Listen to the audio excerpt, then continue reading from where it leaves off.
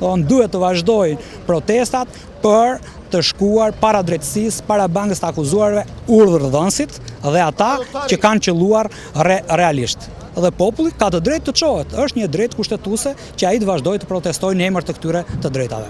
Përgjegjësit, ata që kanë vrarë duhet t'i dorëzohen drejtësisë, ata që kanë vjedhur dhe kanë ndarë para në emër të mandatit politik dhe të një pushteti, jo në emër të shtetit, pra ata ish ministra t'i dorëzohen drejtësisë dhe drejtësisë i dorëzohen nëpërmjet institucioneve.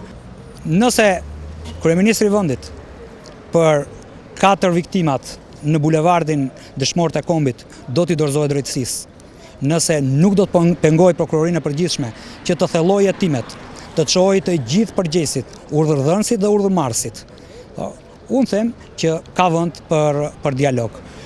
Dialogu është kërkuar me njëherë mbas zgjedhjeve të 28 qershorit, është kërkuar të vetmin motiv që një popull që kishte votuar majtas, kishte të drejtën për të kërkuar se si ishte votuar nga të majtës shqiptar, për të bërë transparent se çfarë kishte në kuti nga ata qytetarë të cilët kishin votuar këtë alternativë.